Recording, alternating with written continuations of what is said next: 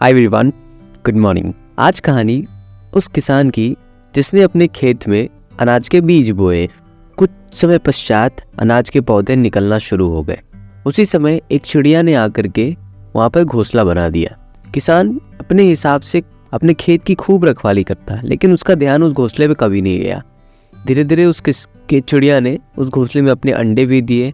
समय बीतता गया। कुछ दिनों के पश्चात फसल भी बड़ी हो रही थी, साथ साथ अंडे में से फूटकर बच्चे बाहर आ चुके थे। अब चिड़िया अपने बच्चों का लालन पालन कर रही थी। दूर से उड़ करके जाती, खाना वाना लेकर के आती, अपने बच्चों को भी खिलाती, खुद भी खाती। एक बार जब चिड़िया अपने बच्चों के लिए खाना लेकर लौटी तो उसने देखा कि उसके बच्चे बहुत डरे हुए हैं, एकदम सहमे से एक कोने में दुबके हुए हैं।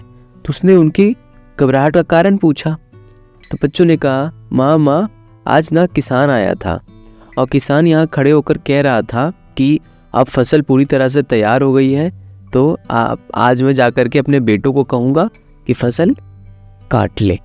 माँ ने मुस्कुराते हुए बच्चों से कहा, टेंशन मत लो, कोई नहीं आएगा फसल काटने के लिए। अगली सुबह हुई, बच्चे अभी भी डरे हुए थे, लेकिन वैसा ही हुआ जैसा चिड़िया ने कहा था, कोई नहीं आया फसल काटने के लिए।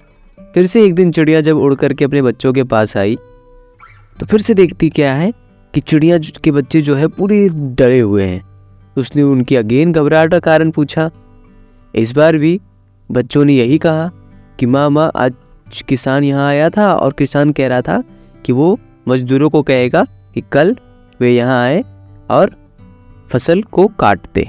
चिड़िया फिर से मुस्कुराई और उसने कहा, डोंट वरी, कल कोई नहीं आने वाला है। नेक्स्ट डे जैसा चिड़िया ने कहा था वैसा ही हुआ। चिड़िया के बच्चों को भी आश्चर्य हुआ और मुझे भी आश्चर्य हुआ सुन के। अरे चिड़िया को कैसे पता यार? चिड़िया क्या कोई मायावी थी? Was she knowing some kind of magic जिससे वो जानती थी कि फ्यूचर क्या होने वाला है? आइए देखते हैं आगे। नेक्स्ट डे क्या हुआ? नेक्स्ट डे मतलब कुछ दिनों के बाद फिर से वही घटना घटी। चिड़िया जब उड़कर अपने बच्चों के पास आई तो इस बार बच्चे फिर से डरे हुए। चिड़िया ने फिर से उनकी घबराहट का कारण पूछा। बच्चों ने फिर से वही बताया कि माँ किसान आया था इसलिए हम डरे हुए हैं। माँ ने बोला, नहीं, पूरी घटना बताओ। तो बच्चों ने बताया, माँ किसान आया था और वो कह रहा था कि कल वह खुद यहाँ पे आएगा और सारी फसल कल काट लेगा।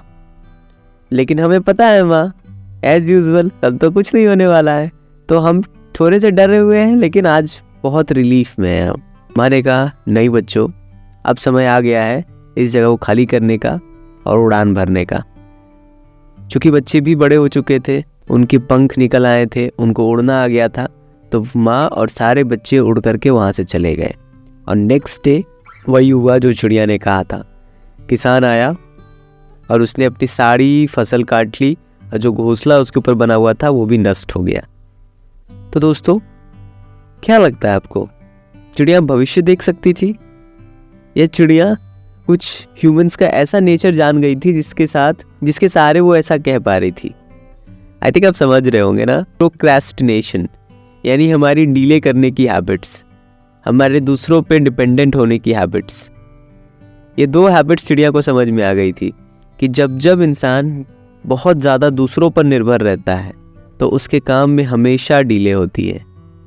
तो दोस्तों, अगर आप भी अपना काम हमेशा दूसरों पर टालते हैं तो देखिए आपका भी काम डीले होता होगा और प्लस आपको फ्रस्ट्रेशन भी होता होगा कि यार मेरा काम नहीं कर रहा, तो उसके साथ रिलेशनशिप भी खराब होती होगी।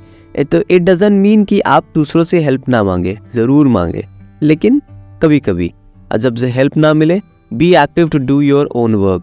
तो अगली बार आप अपना काम आई होप खुद से करेंगे, मदद मांगेंगे, लेकिन नहीं मिले तो बिना फ्रस्ट्रेट हुए, बिना गुस्सा किए अपना काम खुद करेंगे और दूसरों की मदद के लिए हमेशा तैयार रहेंगे। आई होप स्टोरी अच्छी लगी होगी, कमेंट में ज़रूर बताएं। मिलते हैं नेक्स्ट स्टोरी में। Till then take care.